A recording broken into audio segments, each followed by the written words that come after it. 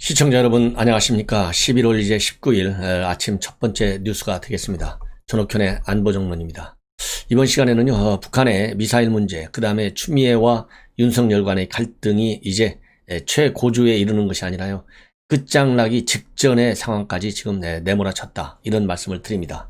오늘 19일 오후 2시에 결국은 추미애가 보낸 이 감찰 실행에 옮겨질 가능성이 99.9%로 높아졌다, 이런 말씀을 드립니다.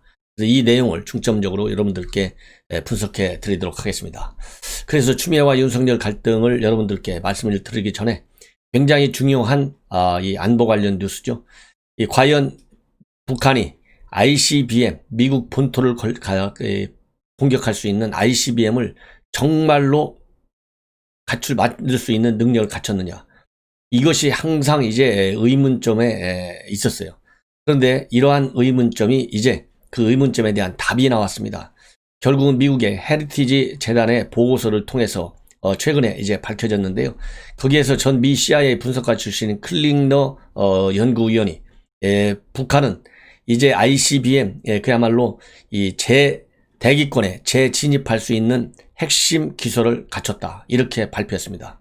그동안에 북한은 ICBM과 관련해서 마지막 남은 관문이 뭐냐면, 실전 운영하기 위해서는 이 대기권으로 재진입하는 기술을 갖춰야만 돼요. 왜냐하면 우주에서 대기권으로 진입할 때 무려 7,000도에서 8,000도 정도의 고열이 발생하는데, 그때 이 고열 때문에 이 탄두가 마모되는 현상이 있어요. 즉 상마 현상이 나타나는데, 이 상마 현상이 나타나는 걸 막지 못하면 이 타겟에 정확하게 타격을 할 가능성이 상당히 줄어듭니다. 그렇기 때문에 ICBM의 실질적인 이런 이 파괴 효과가 나타나기가 어려워요.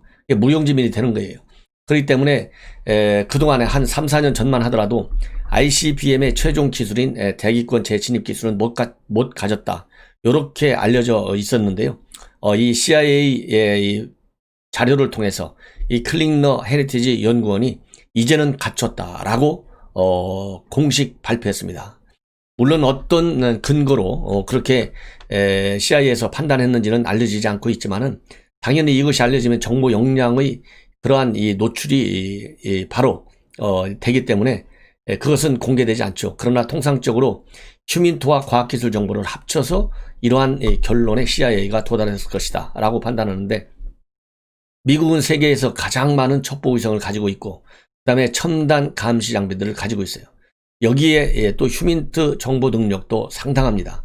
그래서 이러한 인적, 과학적 정보 역량과 수단을 총동원해서 북한이 ICBM의 그 재진입 기술을 이제 완전히 갖췄다, 이렇게 결론을 내린 것 같습니다.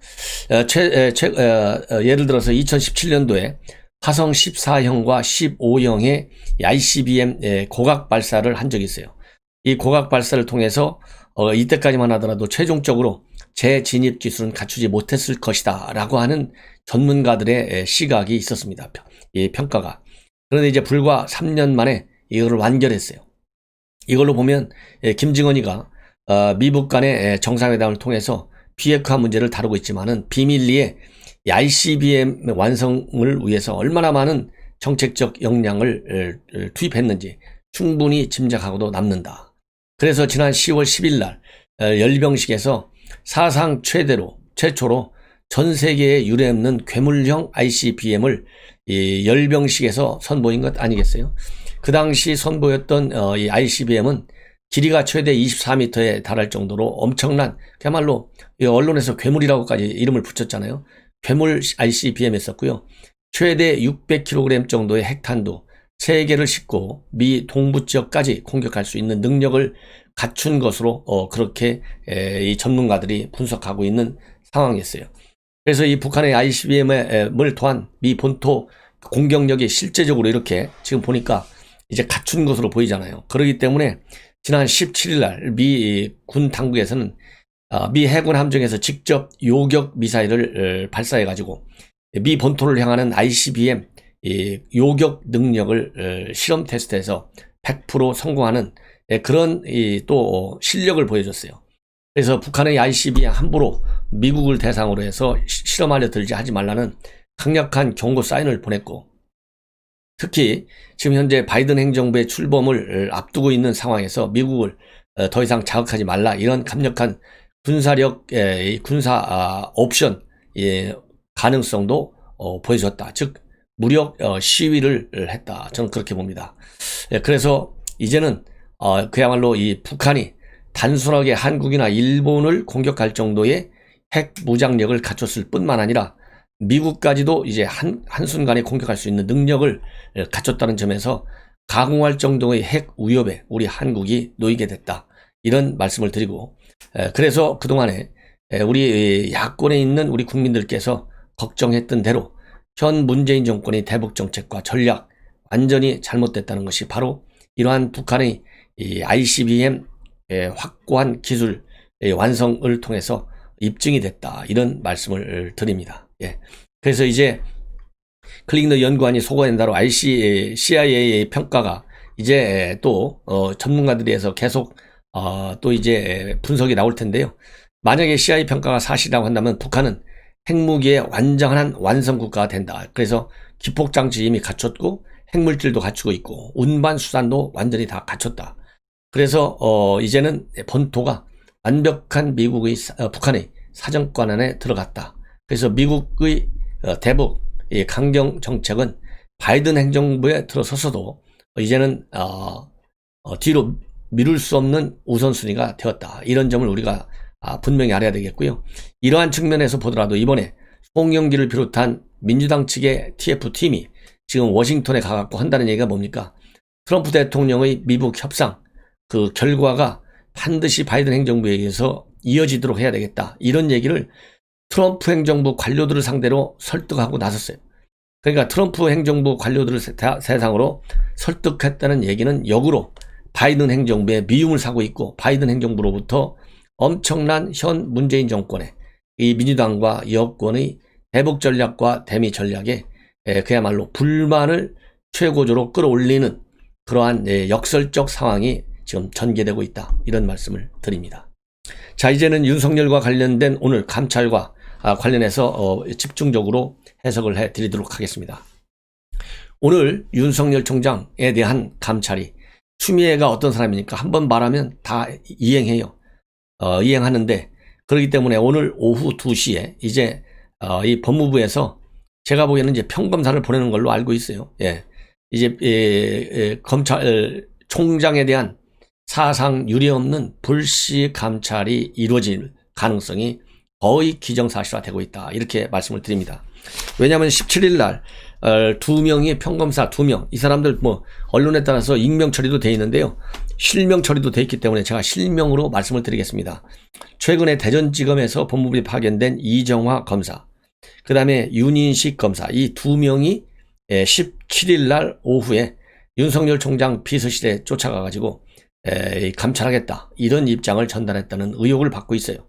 물론 법무부에서는 직접 그 당시에 17일 날 감찰하러 간 게 아니야, 예를 갖추기 위해서 방문 감찰 예정 보고서를 갖다 주려고 갔는데 무슨 소리냐, 이렇게 반박을 하고 있지만은요, 설령 그렇다 손 치더라도, 법무부의 해명이 맞다 치더라도 이 17일 날 이 법무부의 감찰팀이 가서 이 보고서를 준다, 감찰 예정과 관련된 문서를 준다라고 한다 하더라도 이러한 이 예정 사실을 갖다가 직접 검찰과 법무부에 이 창구를 놓아두고 검찰 내부망인 이 프로세스를 통해서 메신저를 통해서 전달했다고 하는데 정말 경악을 금치 못하고 있다, 법조계에서. 이런 말씀을 드려요. 그러니까 이정화와 윤민식 둘이 갔는데 거부를 당했잖아요. 그러다 보니까 이제 전무건 정책기획과장이 나섰어요. 그래서 이 사람들이 갖고 온 공문서를 들고 법무부로 갔어요. 유역 감찰관한테 주려고 했는데, 유역이 제일 높은 사람이에요, 감찰과 관련해서 검사장급. 이 사람이 전무건 정책과장을 안 만나줘요. 안 만나주니까 결국은 그 바로 밑에 있는 부장검사 박은정 부장검사한테 주려고 그랬어요. 그러니까 박은정이도 또 안 받았어요, 이 문서를. 자, 이게 도대체 대한민국, 이 멀쩡한 나라예요. 경제적인 수치로만 보면 최근에 보면 대한민국이 세계 10대 경제 강국에 들어가 있어요. 그리고 자유민주주의의 이 발전 정도에서도 제가 보기에는 세계 20대권에 지금 들어가 있습니다. 이런 나라의 법치주의를 이 법치주의와 관련해서 가장 중요한 부서가 검찰총장과 법무장관 아니겠어요? 그 다음에 대법원장 이 정도가 될 텐데 이 두 사람이 지금 현재 이러한 갈등면에 있다. 여러분들 이해가 가요? 예. 그래서 이 추미애가 이 문서를 통해서 예의를 갖췄다라고 하고 있지만은 그걸 곧이곧대로 믿는 사람은 단 한 명도 없어요. 예.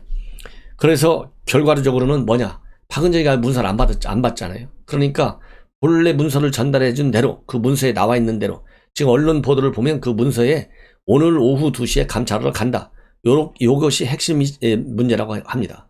그래서 요대로 이 법무부에서는 집행을 하기 위해서 박은정이도 받지 않았어요. 그럼 박은정 부장검사가 지금 현재 요것은 총대를 메고 집행하고 있다. 이렇게 알려지고 있는데요. 박은정이하고 그래서 이 추미애하고 둘이서 제일 자주 식사를 하는 사이라고 합니다. 그럼 박은정 남편은 뭐 하고 있느냐? 대검의 형사부장을 하고 있어요. 대검 형사부장을 하고 있는데 이종근인데 어떤 사람이냐? 조국대 바로 이 검찰개혁 TF팀의 부단장을 했어요. 그리고 추미애 때는 인사청문회 준비를 맡았어요. 그러니까 이 핵심 부부 두 명이 대한민국 검찰을 지금 이 검찰총장에 대한 감찰을 하고 있는 거예요. 그러면 이 이정화 검사가 누구냐? 바로 대검의 인사 담당 과장은 전혀 모르고 있는데 이 이종근 대검 형사부장이라는 사람이 느닷없이 나타나가지고 대전지검에 전화 걸어서 감찰을 하려고 그러니 검사명을 빼내겠다. 이렇게 해서 또 논란이 야기된 바 있어요. 그런 내부 정보는 누가 그 당시에 공개를 했느냐? 대전지검에 있는 이정현 부장검사가 공개했어요. 예. 이렇게 해서 지금 현재 대검의 형사부장 이종근의 부인 박은정 부장검사가 총대를 메고 이 대검 감찰 오늘 집행을 한다. 이런 말씀을 드립니다. 그런데 이렇게 하기 위해서 사전 정지 작업을 다 했어요.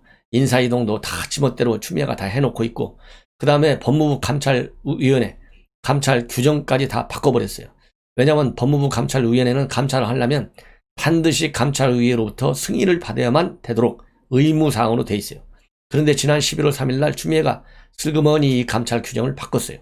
감찰위원회의 자문을 꼭 받는 것이 아니라 받고 싶으면 받고 받기 싫으면 추미애가 받기 싫으면 안 받게 선택사항으로 바꿔놨어요. 이렇게까지 주도 면밀하게 이 감찰 시나리오를 집행해 오고 있었다. 이런 말씀을 드립니다. 그래서 참고적으로 이 감찰과 관련해서 추미애가 그동안 취한 조치들을 보면 10월 21일에서 27일 사이에는 윤 총장 감찰을 전문적으로 지시합니다. 라임 사건에 관해서 왜 야당 정치인들 그리고 현직 검사들은 수사를 제대로 안 하느냐. 그리고 2018년도에 중앙지검에서 옵티머스 무혐의를 처리했는데 요거 왜 무혐의 처리가 됐느냐. 감찰을 지시합니다. 22일과 27일 날. 그리고 26일과 29일에서는 여당 중진들이 앞다퉈서 윤 총장의 해임을 거론합니다. 그래서 김종민 의원은 수많은 검찰총장이 마음속 얘기하지 않고 마음속으로 얘기하지 않고 사표를 다 썼다. 그래서 임기를 채우지 않은 사례가 많이 있다. 이렇게 얘기를 하고 있고 김태년 원내대표는 감찰이 진행돼봐야 감찰 결과를 보고 해임 요청을 하겠다. 이렇게 또 했고요. 지난 11월 3일 날은 방금 말씀드린 대로 법무부 감찰위원회 자문 없이 감찰할 수 있도록 관련 규정을 개정했어요. 그리고 11월 13일 날 법무부 감찰관실에 있는 감사 2명을 감찰관실에 이 검사 파견 인사를 했어요. 인력을 충원시켰어요. 보강했어요. 그러고 나서 11월 17일 날 대면 감찰을 시도했습니다. 예. 그래서 그 결과가 이제 오늘 오후 2시에 이제 이루어지는 거예요. 그런데 이와 관련해 가지고 대검의 메신저를 통해서도 전달을 한 것도 문제거니와 총장 비서한테 이 평검사들이 전화를 걸어서 윤인식 검사가 또 어제 18일 날 전화를 걸었다고 그래요. 비서실에. 총장을 바꿔달라고 그랬대요. 일개 평검사가 검찰총장을 그것도 다른 게 아니고 감찰을 하겠다고 바꿔달라. 그러면서 상사의 지시다. 상사가 누구야? 이렇게 비서관이 물으니까 박은정 감찰 담당관이라고 답했다고 그래요. 이게 얼마나 기가 막힌 일이냐. 그러니까 이 법무부에서도요. 유혁 감찰관도 패싱하고 있고 심재철 검찰국장도 패싱하고 있고 또 이 법무부의 기조부장도 지금 패싱하고 오로지 박은정만 통하면서 이렇게 감찰을 밀어붙이고 있는 상황이다. 요렇게 이복현 검사이나 대전지검에 이정화 이 감찰관 인력 증원할 때 보내달라고 한 것을 공개한 사람이 이복현 대전지검 형사부장이에요. 예. 그러다 보니까 이제 이 검찰에서도 이 조직 누수에 대한 피로감이 굉장히 누수 현상이 일어나고 있고, 이 법무행정에 대한 일선의 피로감도 굉장히 누적되고 있는 이런 상황이라고 지금 알려지고 있어요. 이러다 보니까 지금 이제 검찰 내부에서는 지금 현재 법무부 추장관이 그리고 여권이 선 직무 배제해서 윤 총장을 몰아내고, 그리고 추미애도 떨어져 나가는 것이 아니냐, 이런 시나리오가 가동되고 있다, 이렇게 알려지고 있고요. 왜냐하면 이렇게 직접 감찰을 하게 되면 결국 윤석열이 어떻게 되냐, 직무 배제가 된다 이거죠. 그리고 직무 배제되면 이제는 사퇴로 몰아가서 결국은 대통령한테 보고를 하는 거예요. 직무 배제와 징계를 보고하고서 이제 그대로 이행해 나간다. 여기에 관해서 윤석열 총장은 절대 불법 감찰에는 응하지 않겠다. 그래서 소송을 제기하고 사퇴에는 어떤 경우든지 불응한다.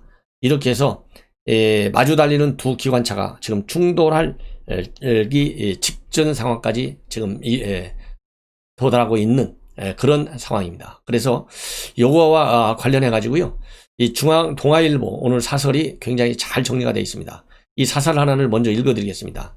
대면 감찰로 검총장 망신 주려다 되레망신 갈 때까지 간 추, 요렇게 되어 있어요. 그래서 요거를 보면 정말로 얼마나 이 어이없는 일들이 벌어지고 있는지 여러분들께서 충분히 짐작하고도 남는다, 이런 말씀을 드립니다. 요거 한 2분에 걸쳐서 제가 읽어드리겠습니다. 예. 법무부 감찰관실 평검사 2명이 17일 대검을 찾아가 윤석열 총장에게 감찰 대면 조사 일정과 조사사항이 담긴 봉투를 전달하려다 대검 측의 반발로 돌아갔다. 이후 대검 관계자가 법무부 감찰을 총괄하는 류혁 감찰관에게 전화를 걸어 항의하는 과정에서 류 감찰관도 이 사실을 몰랐음이 드러났다. 박은정 검찰 담당관 등 1선 실무진이 장관의 지시에 따라 움직였던 것이다. 박 담당관의 남편은 추미애 장관 인사청문회 준비단에 있다가 8월 대검 형사부장으로 발탁됐다.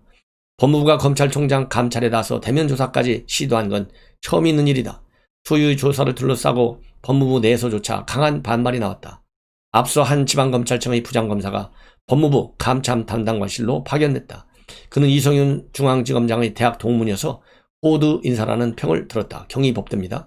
그러나 그조차도 검찰총장 감찰 조사를 맡기자 무리하다는 의견을 밝혔고 이틀 만에 원대 복귀 조치됐다.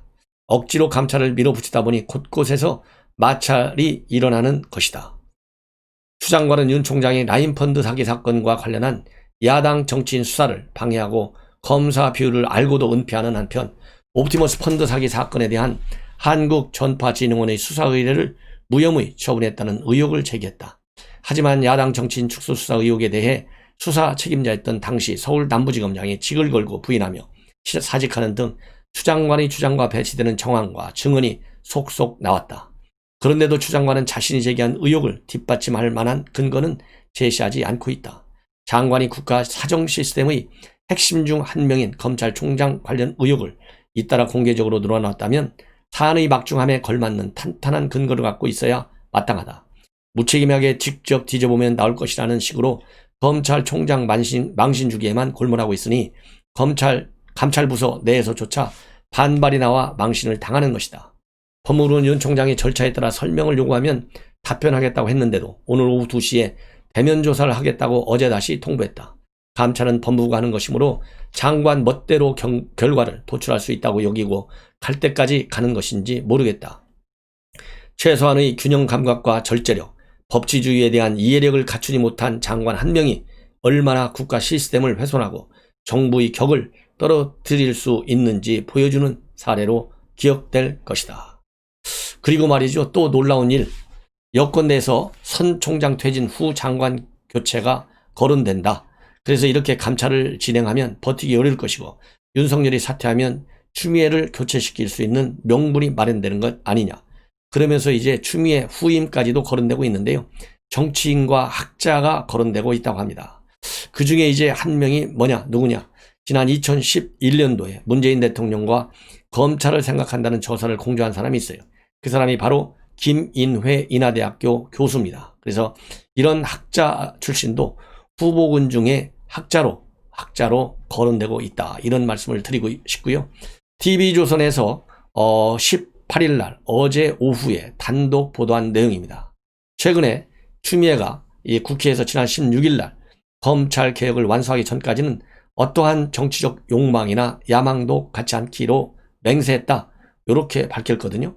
그래서 서울시장 출마하지 않는 것이 이제 기정사실화되고 있어요.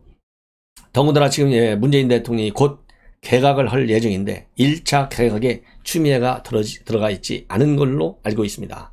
그런데 다 꼼수가 있었어요. 무슨 꼼수가 있었냐? 최근에 추미애가 노영민 전 비서실장한테 차기 총리 임명을 직접 강력하게 요청했다고 합니다. 그래서 임명직으로 가겠다는 거예요. 그래서 여권 관계자의 말에 따르면은 대놓고 요구했다고 그래요. 대놓고. 이 얘기는 결국 뭡니까? 내가 너희들을 위해서 윤석열을 잡아내려고, 찍어내려고 이렇게 총대명으로 나와 있는데 너희들은 나한테 대가를 치러야 달라. 그 대가는 총리를 시켜달라. 요렇게 얘기했지 않았을까. 이것이 하나의 이 평범한 이 상념적 평가다. 저는 그렇게 봅니다. 왜냐하면 언론에 대놓고 요구했다. 오늘 TV조선 단독 보도인데 이 정도가 될 것이면 얼마나 이게 기가 막히게 세게 이 맡겨는 돈 달라고 하는 것처럼 강했을 것이다. 이런 생각이 들어요. 더군다나 이제 정세균 총리가 내년 초에 교체될 것으로 기정사실되고 있고 정세균 총리도 특보단까지 확대 편성하고 하는 걸로 나오고 있잖아요. 그러니까 이 정치 경력만 겉으로 보면 얼마나 화려해요. 내부적으로는 추미애가 얼마나 썩어 있습니까? 자기 딸 식당 가서 정치자금 쓰고 자기 아들 논산훈련소 수료하는 날 거기 가서 5만 원짜리 밥 먹고 기름 넣고 이게 바로 추미애의 정치자금 카드 아니에요? 예. 더러운 그런 이면이 다 노출됐잖아요. 그러니까 겉만 번드름하고 속은 썩어 있는 것이죠. 그런데 과거에 서울시장 경선 한번 떨어진 적이 있어요. 그래서 또 싱크탱크까지 차렸어요. 이름은 또 그럴듯해요. 꿈보따리 연구소. 예. 그래서 대권 의지를 보친 적이 있어요. 그래서 제가 보기에는 지금 나이가 젊잖아요. 그러니까 이번에는 총리까지 딱 가놓고 그러면 5선 경력에 당대표에 장관에 총리에 남아는 사람이 대한민국에 어디 있나. 이제는 차차기 후보로 나오려는 꿈을 야무지게 꾸고 있는 것 같습니다. 예. 그래서 지금 여권 내에서는 추미애는 이미 서울시장 날아갔다. 왜냐하면 시장에 나가면 지금 박영선 장관에게도 밀릴 것이다. 왜냐하면 연일 지금 윤석열 총장하고 대립각 세면서 땡추라고 하는 말까지 들을 정도로 뉴스를 장식하고 있잖아요. 이러다 보니까 인지도는 아마 역대 장관 중에 최고로 높기지만 그것은 골수 지지들에게만 통용되고 있고 중도층 국민들까지도 지금 등을 돌리고 있는 상황이다. 그래서 서울시장직은 필패카드이기 때문에 여권이 절대 안 내민다는 거예요. 네. 그래서 이 추미애가 이렇게 약삭빠르게 내 총리직 내놔 이렇게까지 맡긴 마치 총리 자리가 자기 자리인 것처럼 착각에 빠져서 지금 현재 압박을 거꾸로 하고 있다. 이런 지금 보도가 나오고 있습니다. 그래서 이제 오늘 2시 추미애 직접 감찰 어느 정도로 어떻게 이루어질 것인지 정말 그 기추가 주목되는데요. 여러분들께 보도를 또 그때 바로 해드리도록 하고요. 또 이어서 중요한 뉴스 몇 가지 더 정리해서 보도를 해드리도록 하겠습니다. 시청자 여러분들이 계속 제 방송 많은 성원해 주실 것을 당부드립니다. 고맙습니다.